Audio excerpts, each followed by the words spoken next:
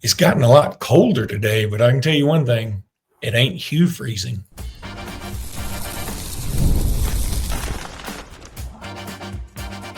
You are Locked On Bama, your daily podcast on the Alabama Crimson Tide. Part of the Locked On Podcast Network, your team every day. Hey, everybody. Welcome back into Locked On Bama, HSA Radio Network's Luke Robinson. That's me. Alabama internet legend Jimmy Stein. That's him.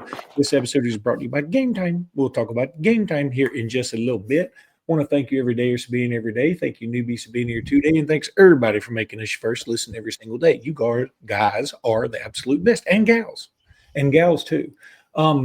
So, Jimmy, lots to discuss. I mean, obviously, another coaching shakeup in the SEC. Not much of a shock. I mean, when you go and get embarrassed by Kentucky, you're probably going to get fired. Obviously, Alabama's going to be playing a team this week that is got an interim coach. And, you know, they're going to play an interim coach at the end of the year. And if Brent Venables hadn't won at Tennessee this past weekend, we might be facing yet another interim coach because he's certainly been on the hot seat as well. Sort of just crazy times in the SEC because it's not like, to me, there's a Nick Saban out there. We'll talk about that in the second segment. I think it's going to be better right now to talk about personnel for LSU. This game coming up this weekend, man, it feels like Alabama hadn't played in a month of Sundays, but it's time to have another game. It's time for Alabama to bust a rhyme on LSU this Saturday night. And I think where you start is with quarterback. Now, just before I do that, I do want to give Daniel Hughes, who is 47 years old today, in Daphne, by the way.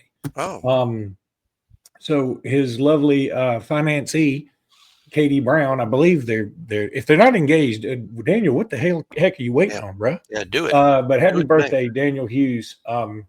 Go tell your fiance, long-term girlfriend, I don't know, maybe just some girl that you know randomly. I don't know. I don't remember. But she just texted me and said, "Hey, I was supposed to remind you like a month ago. She wanted me to do this, and then she was supposed to remind me yesterday and didn't. So that's kind of on her. But Katie, you are a wonderful. Huh? So his birthday. His birthday is Daniel's today. Yeah. Today. Yeah. Happy birthday, Daniel. Thanks for listening to the show. What a great American. And Katie Brown, you also are in the great American category. Now, quarterback stuff. So I looked it up because I would have, if you had told me at the beginning of the season, okay, put $25 on somebody to win the Heisman. No, that's bad because I'd take a long shot. Put $100 on somebody to win the Heisman. Yeah. I probably would have put it on Garrett Nussmeier because I love Barry Brown, who they got from Kentucky. I love Nick Anderson, who they got from Oklahoma. They already had some other good wide receivers, and I thought LSU was going to be the bee's knees. I mean, I didn't know if they were going to win the national championship, but I thought that Garrett Nussmeier was going to have a heck of a year and then move on to greener pastures. It's not happened that way. No, I'm with you. I think this summer that was a really nice bet, and I'm a Nussmeier fan. I mean, in terms of what he brings to the table, I think he's a really good player. But if you'd have told me this summer as I was sending my $100 to FanDuel in anticipation of winning money that I could then use to buy tickets, concert tickets on Game Time, if you had told me that before as I was placing that bet on FanDuel that Garrett Nussmeier would be banged up and probably have what amounts to a myriad of injuries, stuff that keeps him playing. But I think he's just hurt, and I think that is affecting his effectiveness. Beyond that, even worse, Luke, I think their offensive line has had significant issues. I did know that the offensive line was a question mark. I just assumed they would be better than they were. They're just not. They're a lot worse than Alabama up front, for instance. And I think the combination of Garrett Nussmeier being hurt and the offensive line being not great and the running game not helping him out. I think you add all those three things up, And it's hard to find a Garrett Nussmeier game as good this year as his worst game last year. I mean, in terms of production and the way he performs on the field, it's just nosedive. But again, I don't really think he's forgot how to play quarterback. I think it's the injuries, the offensive line, and the lack of a dependable run game have just added up. Obviously, playing a tough schedule in the SEC. I looked it up. Their schedule's 15th. Alabama's is 4th. So that's kind of in the same ballpark. But, and so you add it all up, and it's been a pretty rough go of it for LSU's offense, which I think, how about this for their offense, Luke? This is pretty fascinating. 12th in scoring in the SEC. 12th in total offense in the SEC. So, man, you stole my thunder because I was about to tell you they're 12th in the SEC in total offense. Yeah. And here's the kicker. They haven't played Oklahoma. These are the teams they have not played. Oklahoma's number 1 in defense. Texas number 2 in defense. Missouri number 3 in defense. Auburn number 4 in defense. Now Alabama is 5. So they haven't played any defense as good as Alabama. And then LSU is 6. But then the best defense they've played so far in the SEC is Vanderbilt at 8th. So it's worse than you think when you That's great. When you have a 12th ranked offense and the best defense you've played is the 8th ranked in the conference. That's fascinating. And when you consider too, their offensive statistics, at least the scoring aspect of it, counts things like in pick sixes or fumble recoveries for touchdowns or whatever. And I know they had at least one against Florida. I'm trying to think of some others. I don't remember, but I don't remember every game they played. But I know they had one against Florida, who, by the way, Florida defensively is only number 9. We also know their offense is pretty putrid, and they were playing essentially on one leg anyway because their coach was about to be fired. So now, as it turns out, LSU's coach was also fired. We didn't know that at the time. But my point is that ain't good. No, that's just not very good. Their offense has been a struggle, personnel-wise. I mean, we're going to talk about their personnel. Obviously, Garrett Nussmeier, quarterback. The 2 running backs, Caden Durham and Harlan Berry, good players. Their run game's been similar to Alabama's. As a matter of fact, I'll compare I think Caden Durham to Jam Miller is a fair comparison. Certainly, production-wise, very similar. Harlan Berry, more of an exciting freshman like Daniel Hill, but the production hasn't really been there like Daniel Hill. I mean, in terms of you watch Harlan Berry play and you're like, hey, I think this guy's really got some ability here. Just like when you watch Daniel Hill, the numbers don't seem to indicate it, but their run game, similar to Alabama's. Garrett Nussmeier's throwing for about 50, 60 yards less than Ty Simpson, even though he's got Berrien Brown and Aaron Anderson outside, who are really good. Those are the 2 main receivers to watch. We're very familiar with them. Aaron Anderson, the Alabama transfer, Berrien Brown, the Kentucky transfer. Trey Green, the tight end, Trey Green, they were extremely high on him. He's battled injuries, common theme at LSU this season. Their offensive line is just not one of the better ones in the SEC. Alabama can take advantage of there. Defensively, very similar to Alabama. Their numbers are really similar to Alabama's across the board. This is one of the better defenses. I would say Alabama's has been a little better, and then factor in Alabama's schedule has been a little tougher. So I would give Alabama an edge, saying their defense is a little better than LSU's, but it's a little bit also like looking in a mirror. The numbers are really similar. Like Alabama, Luke, me and you have talked about all year, a theme for our Alabama's defense has been, boy, the defense is good, but there's not really many all-stars. There's not many guys that you're going to bang the table for as being all SEC. LSU the same way. They've got some recognizable names because, dudes, Harold Perkins, Whit Weeks, he'll be back from injury. I'm pretty sure Whit's brother, Wes Weeks, the corner is the best player they got on defense, by the way. The kid I think he's from Virginia Tech, a transfer. He could be a first-round pick, the corner. He's the most talented kid they got over there. But I'm just saying, other than that corner, it's hard to find LSU players that deserve to make all SEC, not even Perkins. Weeks, even though he's missed time, hasn't been super productive even when he's played. But don't take them lightly. Don't look at their lack of all-star candidates as a reason to take them lightly. That's just similar to Alabama. They're just kind of good across the board. Not an exceptional pass rush team. Who does that sound like? Alabama. But they don't give up much. And defensively, this is a challenge for sure. So their personnel's very good, as always. Handful of dudes, but nothing that makes you lose sleep at night, Luke. There's not one player they have or one thing they do that will keep you up at night. It's just a good team with a lot of good players that will be a challenge. But I think Alabama is favored here by double digits, I think, for a reason. I think that isn't it 10.5 or something like that? Yeah, it's 10.5. And that seems like a little much. It seems much but and you and I know you need to factor this in. It's sort of like when Alabama goes to Jordan Hare and they're favored by 10. I'm like, Vegas just never takes into account the voodoo factor. They just don't take it in. I don't know why. I mean, they just look at the numbers, I guess. But with the LSU, it's the same thing.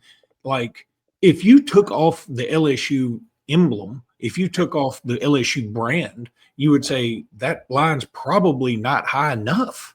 Yeah. I mean, based on the statistics and based on the way they played, based on the fact that they're going to have an interim coach, based on the fact that, I mean, if you go to any of their message boards, now this isn't necessarily symbolic of how the team is taking it, but if you go to any message board, the fans are all talking about who we going to hire next and are we sure that guy's going to be better and blah, blah, blah. Nobody's saying, hey, have you checked out Alabama's right tackle? Nothing like that. So if you factor all that in, the line does seem low. Now, you and I know, and most everybody listening to this knows, Alabama LSU is always wonky anyway. And I'm old enough to remember when LSU used to always win when they came to Bama, and Alabama always won when they went to LSU. Now, Alabama still kind of continued that role.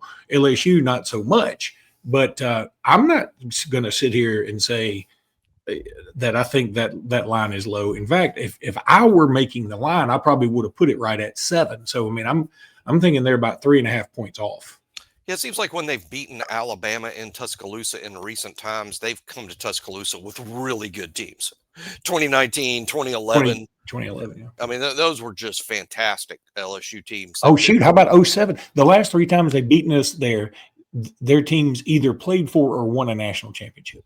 I think that says a lot, and I think it says a lot about this Saturday. I'm going to pick Alabama to win. Obviously, we'll do that as the week goes on. I think this is a game Alabama should win. I just hope no one's taking them lightly. My pet peeve this week will be Alabama fans picking Alabama to win because LSU's coach changed out. I don't think that's going to have anything to do with it. In fact, I think LSU may play harder with Brian Kelly gone and with these assistants. Look what Florida did with Georgia.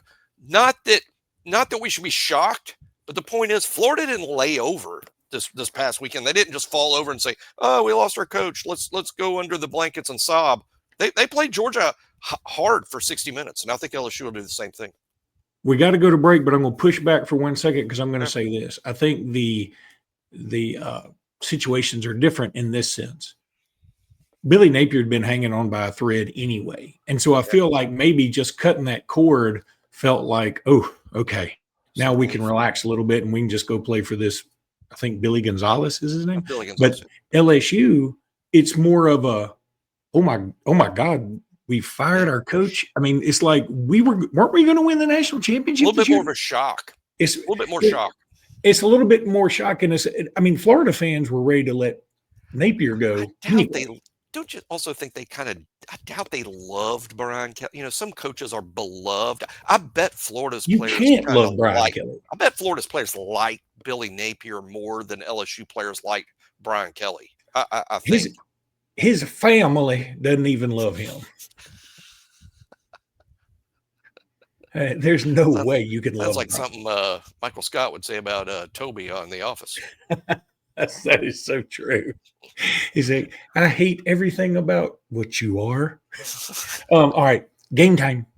College football is back. Shoot, college football's been back, if you know that. And I couldn't be more excited. The tailgates, the rivalries, the energy in the stands, there's just nothing like it. But let's be real. Actually getting tickets can feel more like a battle than the game itself. Endless queues, hidden fees, and prices jumping up at checkout. That's why I use Game Time. And I'm going to use Game Time this weekend when I go check out the Alabama Crimson Tide take on the St. John's Red Storm. I think that's what we're going with. So I pulled up Game Time. I'm going to get me some good, nice, fun, cheap tickets through Game Time. The app makes it super simple, and I know they got my back with good customer service. So take the guesswork out of buying college football tickets or college basketball tickets with Game Time. Download the Game Time app, create an account, and use code LOCKEDONCOLLEGE. It's all one word for $20 off your first purchase. Terms apply. Again, that's promo code LOCKEDONCOLLEGE, $20 off. Swipe, tap, ticket, go. Download Game Time today. Jimmy Stein guarantee. Okay, so we got to talk about some more of the shakeups in the SEC because I don't know that it's done. I mean, who knows? First of all, we've already got Arkansas without a coach. They obviously have interims, but Arkansas without a coach, Florida without a coach, LSU without a coach. Hugh Freeze, I mean, essentially right after we cut our podcast, and you said, hey, I think they might fire him today, and I thought they would wait a week because I was like, why would you want somebody to be a sacrificial lamb to Vandy? But after a 10-3 loss to Kentucky, where frankly Auburn shouldn't have even scored at all, Kentucky threw a terrible pass that led to an interception that led to their only 3 points. They had to let him go. So now you got four teams in the SEC that are without a coach at the moment. You also have some growing unrest, some festering unrest at Tennessee. I'm not saying they're firing Josh Heupel, but man, I've seen somebody, and I'm not going to say why I'm following her, probably for her football intellect, but Sarah Beth Cheek, for those who don't know, you might want to follow her. She's a big Tennessee fan, and she is also known for at least a couple of other things. And she had a big thing. She was like, you know what? This may just be what Josh Heupel is, and I don't know that we're ever going to get over the hump with this one. And I was like, boy, when moderate celebrities like that, who are Tennessee fans, who are like the proest of pro Tennessee people, always say things like that, you're planting the seed. You're planting the seed of this isn't going to work. It's so frustrating. I don't know Tennessee's situation like the Tennessee fans that hate watch the show, but it just seems to me that when Nico left, it's not just that Nico left. You lost almost the whole defense from last year. Yeah. And then you don't have McCoy, who's the best player probably in your program. He's probably going to be a first-round pick, even though he didn't play football at all this year. That's how good that guy is. You don't have him. I like Tennessee to make the playoff only for one reason. I liked how their schedule set up, and I figured they were one big win away. All you need was to win one. Beat Oklahoma, beat Alabama, or Georgia. Just one of them, and you're in the playoff. Yeah. I thought they might. They didn't. But and two of them were at home. But for Tennessee fans to I thought it was pretty obvious after Nico left, this was an 8-4 football team. That's an 8-4. Most people are going to say 8-4. I said 10-2, maybe. Looks like they might split the difference, finish 9-3 if they beat Vanderbilt. But point being, I think sometimes fans go, you know what, we're probably 8-4. Then they watch 8-4 and they get all mad because they watched them lose 4 times. It's different than I just think Tennessee's playing according to projection. Not the only people disappointed are people that had unrealistic expectations. Those are the people that are disappointed. You can't set the bar above where it should be and then complain when it's not there. To me, it's just silly. And I'm not defending Josh Heupel. I'm not the biggest fan either, but he has drastically improved their program. He put them in the playoff. And this year, they're going to probably finish just short of the playoff, but that's exactly what they should have been. I think next year is where you look at what Josh Heupel's built at Tennessee. And me and Luke mentioned it, I think, yesterday on the show. All you can really be is an annual contender to make the playoff. And I think that's what Josh Heupel's built at Tennessee. And if you fire him, be careful what you wish for. Everyone thinks that Nick Saban is behind the red curtain. You know, when you fire, you know who's more likely behind the red curtain? Derek Dooley, Butch Jones, Jeremy Pruitt, all the Tennessee coaches. That's what's more likely behind the red curtain than Nick Saban and Urban Meyer that every fan believes they're going to hire as soon as they get rid of the idiot, in the office. And boy, is this also isn't the year I think to be looking for a coach. 100% on that. And that's where I'm going with this, because some people may wonder, how is this related to Bama? But first of all, I'm trying not to be too critical of anybody doing anything, because it wasn't too terribly long ago. I mean, like end of August, where some Alabama fans were also wondering the same thing. Now we have turned the corner. Let's hope that corner continues to be turned. The other thing, I love your point about everybody thinks, I mean, it's sort of like if you go to Target and it's like, you got this surprise box and it only costs $10, and there could be, $10,000 in this box, and you take it home and you're like, oh, this box kind of sucks. And then you take it back to the return department and they're like, yeah, but in fact, not only do we not take returns, you owe us extra money to get rid of this. So but going back to how it ties into Bama, when you think about four teams will have new coaches next year. And I'm going to be honest with you, I'm not 100% sure any of them outside of potentially Arkansas are going to upgrade. You can't make me believe that, because while everybody, I listened to some buddies of mine who do an Auburn thing. They were like, we need to go after Lane Kiffin. I'm like, first of all, Lane Kiffin probably isn't leaving. I really believe Lane Kiffin stayed at Ole Miss, number one. Number two, if he's going somewhere in the SEC, he's going to go to Florida or LSU. I mean, why would he? Florida's far more likely. But I think he stays. I mean, that's me personally. Now, let's assume he does stay. You can't tell me there's somebody out there who's a definite upgrade. But from any of the guys. Now, I would have fired Hugh Freeze because I think it got to the point of no return. I would have fired Billy Napier, and I would have never hired Brian Kelly. But the only place that I know I think is going to upgrade is Arkansas, because I feel like Sam, what was his name? Sam Pittman. Sam Pittman. Sam Kelly. I've already forgotten his name. That's all. But what I'm saying is, like, Alabama's got a golden opportunity here. Alabama, Georgia, some other Texas A&M got golden opportunities here.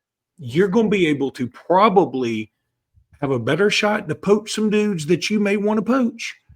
And next year, all these places are going to have new coaches. So there's going to be some, getting used to the SEC, all that stuff. There's a great opportunity for the big boys right now, the Georgias, the Bamas, the A&Ms, the Texases, even though they were on thin ice there for a minute, and maybe even Oklahoma. Brent Venables is going over there going, You know what name I think is going to be a bigger thing at Auburn than most realize? Because I think most people are chuckling. I'm not chuckling at all, because I think it's very possible. Jimbo Fisher.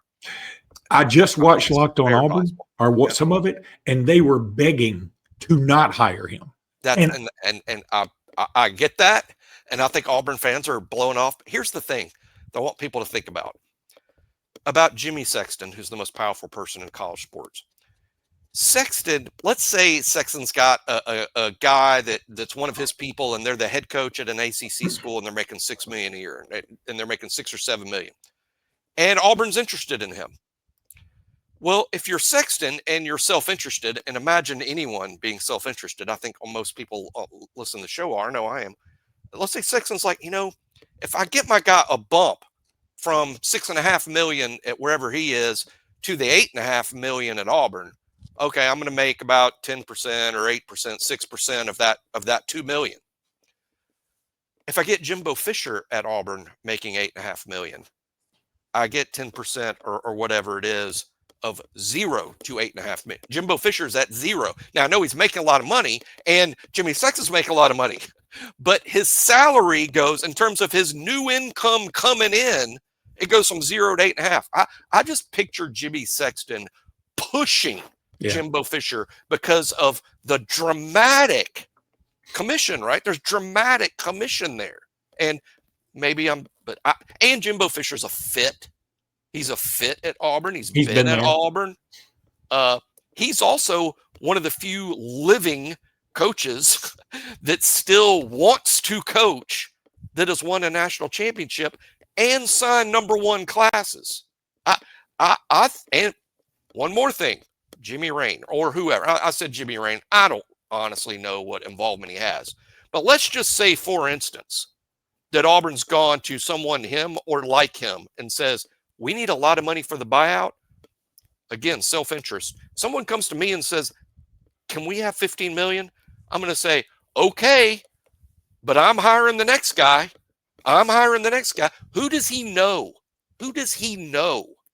I mean, so I'm just saying, I think it's very realistic, even though I understand Auburn fans don't want to hear that. But my prediction is John Sumrall. That's my prediction. But I don't think Fisher talk is crazy at all. I don't think it's crazy. And John Sumrall, I don't think it's crazy either. But again, it's another gamble because we don't know exactly what he brings to the table.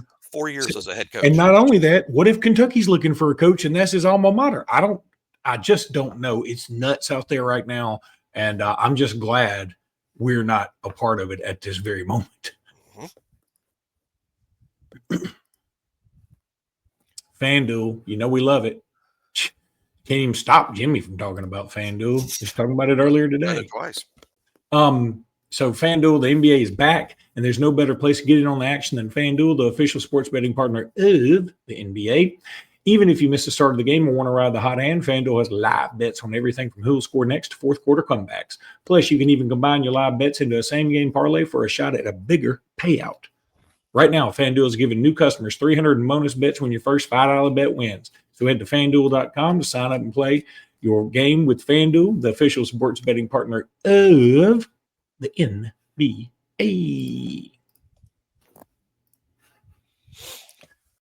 Major League Baseball's over. It's more time to watch some NBA and bet on FanDuel. Brandon Miller's still out with a shoulder problem, but he the Hornets have picked up his option, so he's going to get $15 million next year, and then they've already said they're going to work on a long-term deal. Probably getting emails from Auburn.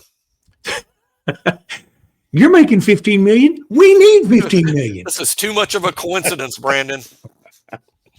So let's talk a little basketball because it does start tonight. We won't spend a ton of time on it right now, but I'm hoping that either you and I can do a live thing, or I can get Michael Southern tonight, or we can all get Michael Southern or something tonight after the game, because it is going to be interesting. The game's on ESPN Plus. It is North Dakota. It's not going to be the best thing, the best game ever. At least I hope it's not. Alabama is a 32.5-point favorite. I'm going to, again, if you're using FanDuel, my advice is take North Dakota. 32.5 is a lot of points for this team that I've seen so far that is going to have a lot of turnovers. Alabama's going to turn over the ball? Yeah, Alabama's going to have a lot of turnovers. Alabama only beat this team by 7 last year. I think it was 97-90. Now, they did have that dude who scored 40-something on us. Trey Eaglestaff. Yeah, that's right. Trayson Eaglestaff. He scored 40 on Alabama. That's an amazing amount of points from a mid-major player, Trey. But here's the good news for Alabama. Eaglestaff is gone. He is going to be a West Virginia Mountaineer this season. He'll make his debut for West Virginia. He's not part of things. Eli King is the only returning starter from that North Dakota team. So they'll be much different than they were a year ago. But from my read, I've done some reading on the previews. I think they'll be a little better. I think they'll be a little better than they were. They seem to be more talented. They're just going to be young. They're starting tonight at least 2 freshmen, at least 2. They got a transfer from like a Central Washington or something that they're pretty high on. But they look to me to be team-wise a little more talented. But Eaglestaff is gone. I think that's the reason Alabama. I like Alabama to blow out tonight. 32 sounds like a lot to me. But I like Alabama to win this game handily and Alabama to score a lot of points. I'll put that. I like Alabama scoring over 100, and I like Alabama winning the game handily. But 32, it does sound like a lot. I won't be surprised if they cover it. And I'm with Luke. This team will turn over the ball. They will struggle to rebound. I don't think they'll struggle to rebound tonight. I like Alabama big and getting off to a good start in this season. A lot of teams in the SEC getting started tonight. There's only one game that I would consider to be a good game, and that is Florida-Arizona. That game's going to be on TNT or True TV for some bizarre reason. Wow. Yeah. Surprising all the way around. I mean, yeah, there's a lot of things that are surprising. That's a heck of an opener. Heck of an opener. And why it's on the same channel as those 4 guys who do practical jokes, I just don't know. Impractical jokers, that's what they're called. Yeah. Anyway, all right, that's going to do it for today's pod. We'll be back tomorrow. Until then, roll tide, everybody. Roll tide.